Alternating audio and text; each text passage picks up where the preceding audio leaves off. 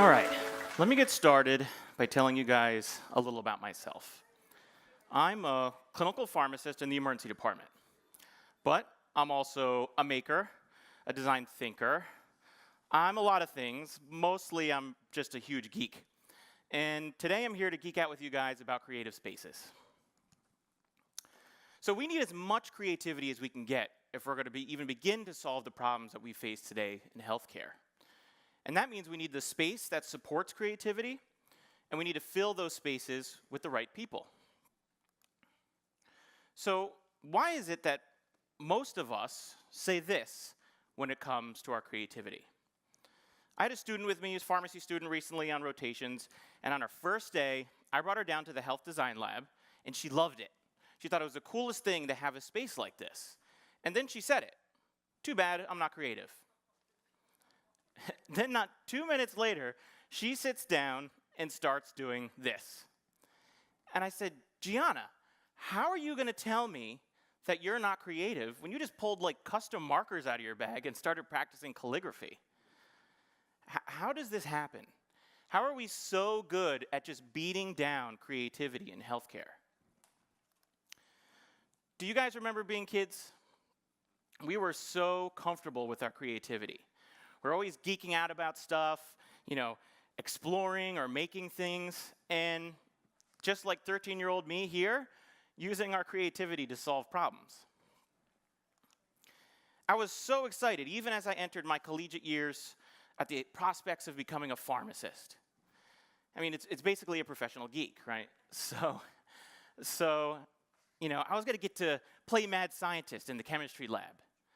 But then I got there, and in reality, most of my college experience was spent in rooms like this. But it was fine, because my hope was that as a healthcare provider, I was going to spend most of my time directly working with patients to improve their lives. But as I began to practice, most of my time, too much of my time, was spent in rooms like this, nowhere near the patients I was caring for. Well, a month into my first job as a pharmacist, I started feeling really bad. Then, I diagnosed myself with diabetes using the same glucometer I was given to train on in school. It was a big shock because I knew exactly what it meant to have a chronic disease, and I knew that there was going to be a lot of challenges for me going forward. But as the shock wore off, I was actually optimistic. I mean, I was trained for this. And with, today's modern healthcare and technology at my back, it was going to be easy, right? Well, I'm still relying on this chunky thing, running a 20-year-old operating system to keep me alive. And yes, I'm wearing an incredibly advanced insulin pump, and I love it. But this is what I interact with on a day-to-day basis. And isn't this how most of our experiences are in healthcare? Patient or provider, we take what we can get. Incredible advancements are everywhere, but disappointments are just as common. But so I went on, trying to do my best as both patient and provider. I love my job, and I have an excellent one.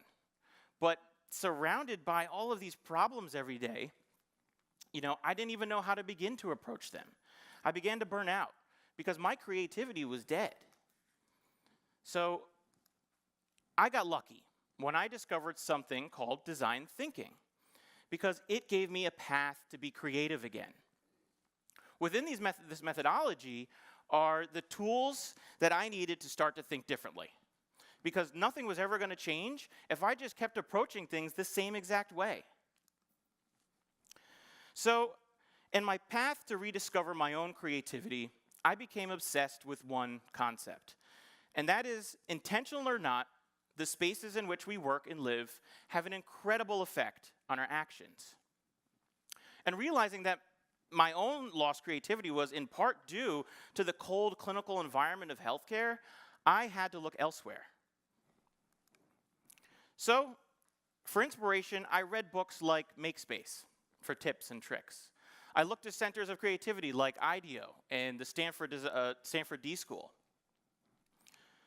Spaces like this architecture firm in Philadelphia where nothing is constant and the spaces are regularly rearranged according to whatever projects they're working on, reminded me that space should serve our purpose and not the other way around. Spaces like this Makerspace by Maker Health are incredible because they're in a hospital, right there where patients and providers can work together in a space unlike any other. But we didn't have anything like this at my hospital. But that didn't stop me. I took the tips and tricks that I'd learned and hacked whatever spaces I was in.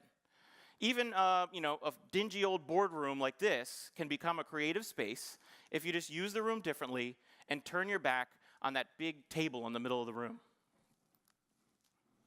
Eventually, I was lucky enough to get a space when we opened up the health design lab in a weird basement underneath one of our clinical buildings. And I spent the last 2 years helping others rediscover their creativity.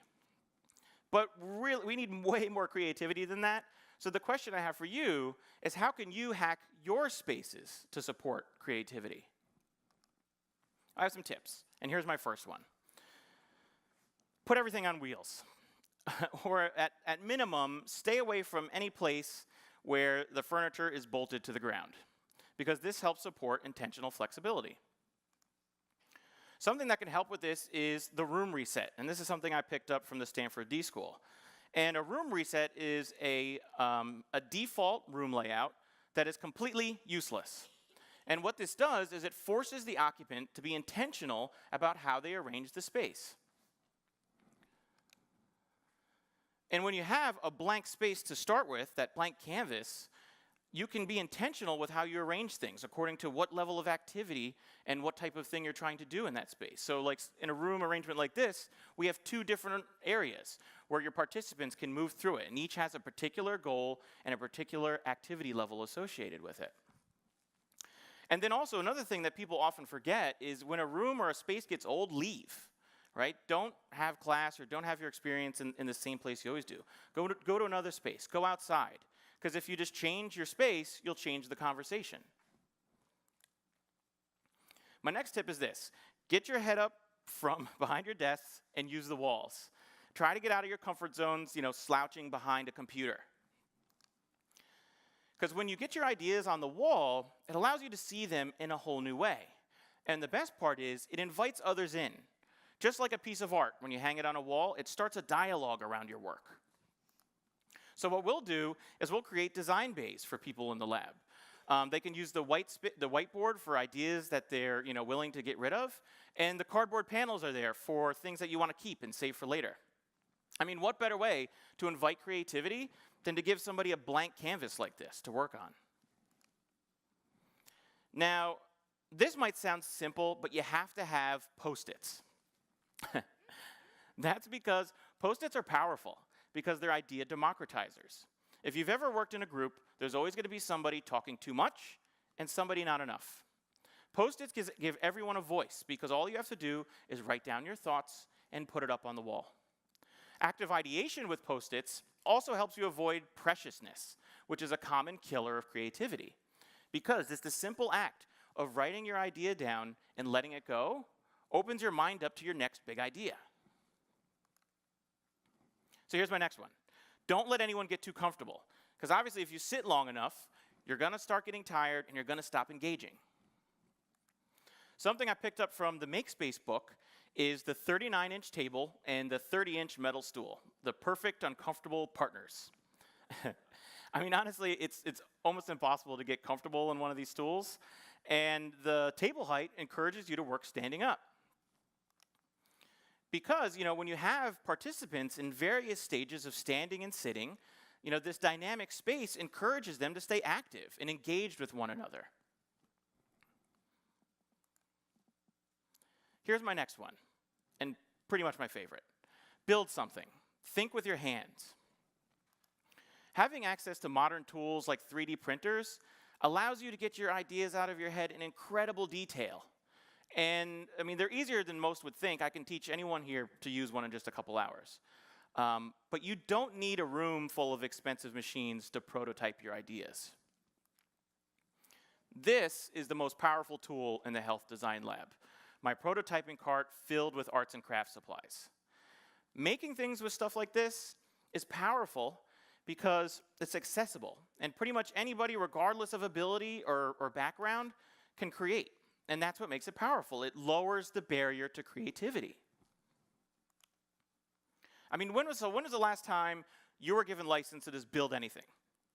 But when you get your ideas out of your head and you can interact with them, it changes everything. And you can mock up pretty much anything using just basic supplies. Like here, we were mocking up a new waiting room experience using pipe cleaners and a rubber ducky. And the great thing is, too, is when you give your ideas form and allow others to interact with it, you can learn so much. Now, this is my last tip, and arguably the most important. And that is that placemaking is not just about the physical space, but creating an opportunity space for collaboration. As members of the medics community, I know we're all aware of this, but we're also all human. And we have to constantly challenge ourselves to think differently and open ourselves up to the ideas of others. Placemaking and creative spaces, they can support radical collaboration, but you still have to get the right people in the room. So here's some examples for inspiration. In a class we called Design for Disability, our student design teams worked with a young teenager who was paralyzed. And they co-created accessibility solutions using 3D printing. This past summer, we worked with a local nonprofit, and their goal was to increase the accessibility of participatory arts programs for individuals with a disability. So we brought together the directors of the nonprofit with a group of their constituents, and they worked to come up with better ideas. And one of my favorite experiences that we have ever had was a workshop where we brought together our radiation oncology docs and former patients. And the goal was to come up with ways to reduce the anxiety felt by patients who were starting radiation treatment. One of their ideas, was why not just let patients experience it before they begin? So they mocked it up out of Legos to test the concept. And so in each of these cases, it was amazing watching these individuals interact, sharing their experiences, but in a whole new way. Because, when it comes down to it, the best creative spaces exist wherever people can come together and be given a safe space to think and act differently.